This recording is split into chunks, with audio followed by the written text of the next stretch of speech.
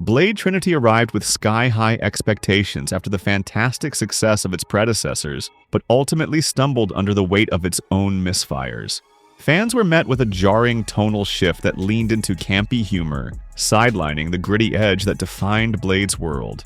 The decision to kill off Whistler early on felt more like a narrative shortcut than a meaningful sacrifice, especially as the new Night Stalkers, though promising in concept, lacked the depth and chemistry to truly connect with Blade or the audience.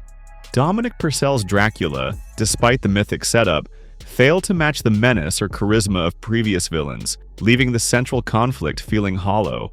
Behind the scenes, production was reportedly plagued by tension between the cast and director, which bled into the film's uneven pacing and muddled storytelling. While the movie isn't without its moments, it's widely regarded as the weakest link in an otherwise iconic trilogy.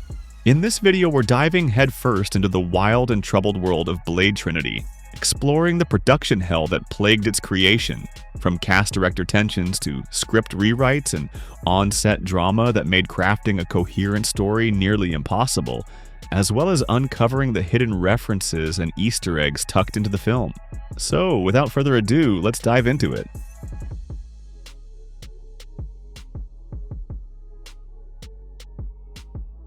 During the filming, actress Jessica Biel, who played Abigail Whistler, was required to fire an arrow at the camera for a specific shot. The director's instructions were to aim for the camera, which was protected by a plexiglass shield with a small opening for the lens. Having trained extensively in archery for the role, Jessica's aim was so precise that her arrow traveled approximately 50 feet and went directly through the small opening and into the camera's lens, destroying the camera and costing over $300,000.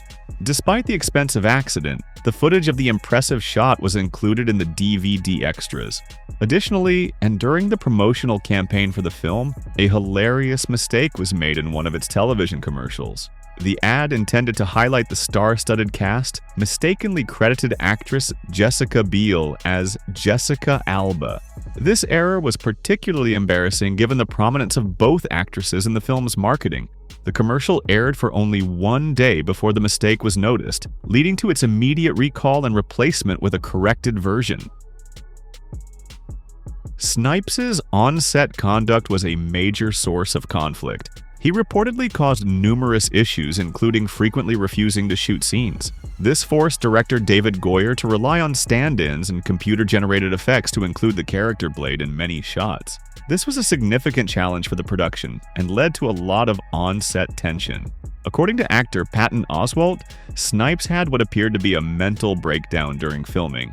He refused to speak directly to Goyer. Instead, he would communicate through post-it notes and would also only respond to the name Blade rather than his real name. This created a very strained and uncomfortable environment for everyone involved. Ryan Reynolds backed up these accounts and said that Snipes would ignore the entire cast. The one time Snipes did acknowledge him was to offer a chilling warning saying, "Keep your mouth shut and you'll live longer." Ryan Reynolds later said, "I never met Wesley Snipes on this film, not for a second. I only met Blade." Furthermore, in 2005, following the film's release, Snipes sued New Line Cinema and David Goyer. His claims included that the studio did not pay his full salary, that he was intentionally excluded from casting decisions and other aspects of the filmmaking process. Both Snipes and his co-star Chris Christopherson were reportedly unhappy with the direction of the movie, feeling that the script added too many new characters, such as the Night Stalkers, which included Hannibal King and Abigail Whistler, along with their team. They believed that Blade didn't need any sidekicks besides Whistler, and that the new additions diluted the core of the franchise. Patton Oswalt, who is friends with David Goyer, offered an interesting perspective on the film. While he admitted that Blade Trinity on its own is a D- movie, he argued that the behind-the-scenes aspects of its creation make it an A+. The fact that the film was completed at all, given the immense difficulties and conflicts, is a testament to the crew's perseverance. He humorously stated that the movie's existence puts it above Citizen Kane because of the incredible struggles they had to overcome. Goyer reportedly agreed with this assessment too, and even said about his time working on the movie as the worst experience of his professional career. But despite all this, Reynolds personally reached out to Snipes 20 years later to portray Blade in Deadpool and Wolverine, which Snipes accepted. Following the release of Deadpool and Wolverine, Wesley Snipes actually stated that he and Ryan Reynolds have played off the whole conflict situation for the last 2 decades, and have actually been good friends throughout this period. Reynolds even acknowledged the close friendship he and Snipes have, as well as Blade's contribution to Marvel films on social media, saying, "There is no Fox Marvel Universe, or MCU, without Blade first creating a market. He's Marvel Daddy." Following the success of Blade 2, director Guillermo del Toro was offered the chance to direct Blade Trinity, but chose instead to pursue his passion project, Hellboy, which had just been given the green light. Stephen Norrington, who directed the first Blade, was also considered to return, but he ultimately turned down the opportunity because he disliked the script. Despite this, years later in 2008, Norrington was reportedly developing a prequel trilogy that would focus on the villain Deacon Frost, with Stephen Dorff returning to the role. This proposed trilogy would have explored Frost's rise to power, potentially diving deeper into vampire politics and lore, something that was only hinted at in the original film. It's one of those tantalizing lost projects that fans of vampire cinema and superhero horror still speculate about. Given Dorff's charismatic performance and Norrington's stylish direction, it could have been a fascinating expansion of the Blade mythos. Another director who was considered to helm the film was the German filmmaker Oliver Hirschbiegel. He was approached for the job but was unable to take on the project due to a scheduling conflict. At the time, he was committed to directing a different film that would become his most well-known work, the critically acclaimed German-language film Downfall, which went on to receive an Academy Award nomination, and tells the story of the final days of Adolf Hitler and the Nazi regime. Although this was the 3rd film in the series, it was the first to prominently feature the Marvel logo at the beginning. As the previous Blade films, while based on Marvel comics, were produced and distributed by New Line Cinema, and did not have the familiar red logo that audiences now associate with the Marvel brand. It was also the only film in the trilogy to include a post-credits scene, a feature that would later become a staple of the MCU. The film contains several interesting nods to its comic book origins. In the scene where King tells Blade about the return of Dracula, he holds up a real Marvel comic book, Tomb of Dracula issue number 55, released in April 1977. This comic is from the actual series where Blade, Hannibal King, and Dracula's comic versions first appeared, making it the only time a real Marvel comic has ever been shown in a Marvel movie. Fake comics, such as X-Men comics, were used in the movie Logan, which were specially created for the film and do not exist in Marvel's actual publishing history. Additionally, in the comics, the character Hannibal King was a human private detective who was turned into a vampire by Deacon Frost. Furthermore, Goyer originally considered including Rachel Van Helsing, another character from the Tomb of Dracula comics, alongside Hannibal King.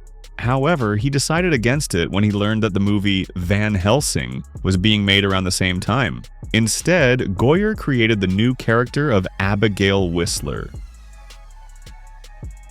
For his role as Hannibal King, Ryan Reynolds underwent a major physical transformation, gaining a significant 25 pounds of muscle.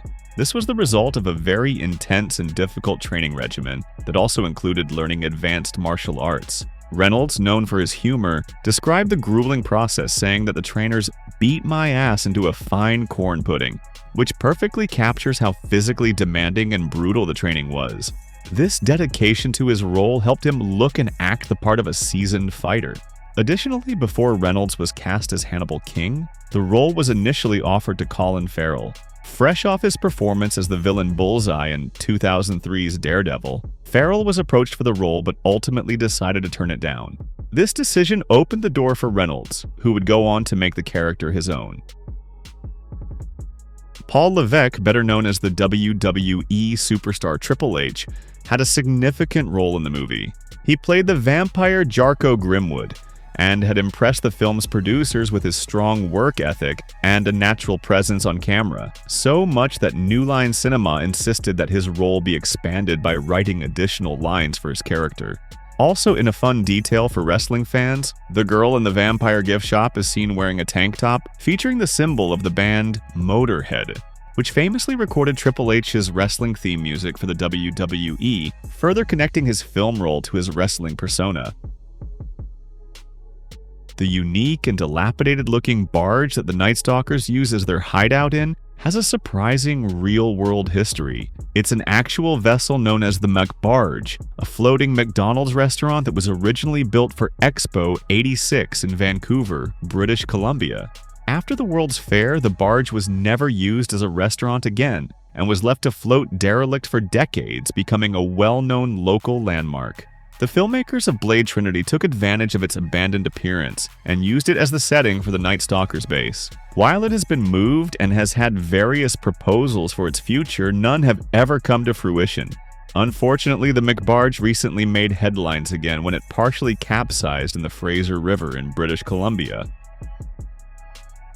Before settling on the final plot, director David Goyer had a very different and much darker idea for Blade Trinity. His initial concept was to set the film far in the future, many years after the events of Blade 2.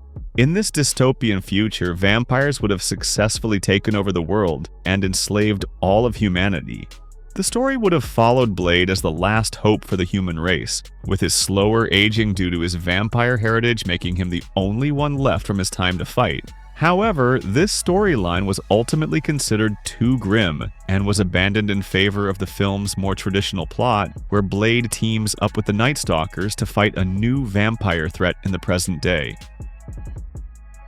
After the release of Blade Trinity, the film rights to the character reverted to Marvel Studios.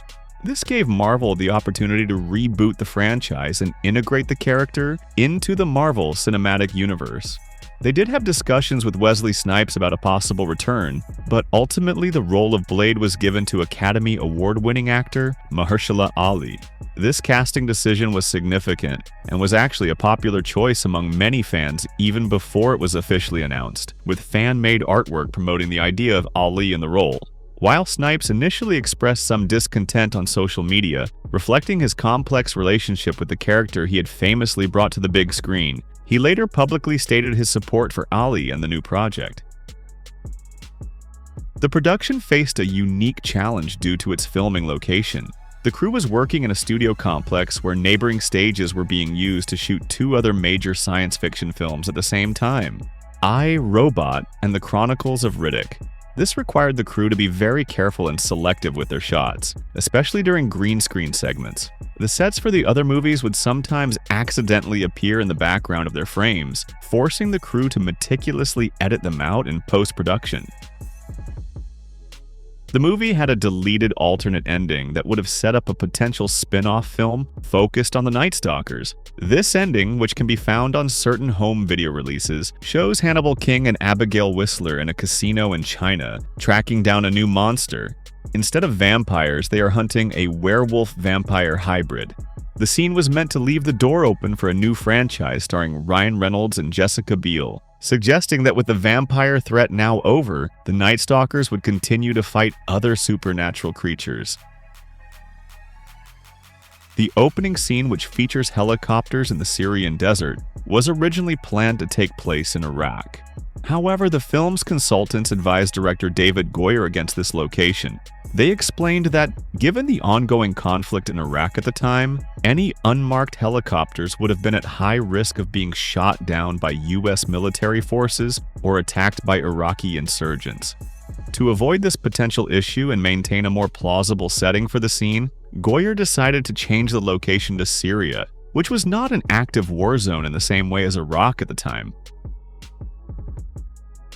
And that wraps up this deep dive into the chaotic world of Blade Trinity. It's a film with a wild history and a divisive legacy, serving as a strange and fascinating end to the original trilogy. From the introduction of the Night Stalkers to the infamous behind-the-scenes drama, Blade Trinity is a film that's almost more interesting to break down than it is to watch. It was a messy, ambitious, and ultimately franchise-ending chapter for our favorite Daywalker. So, if you like this video and want to see more deep dives like this one, please consider hitting that thumbs up button and subscribe to the channel. Until next time, thanks for watching, stay sharp, and we'll see you in the next one.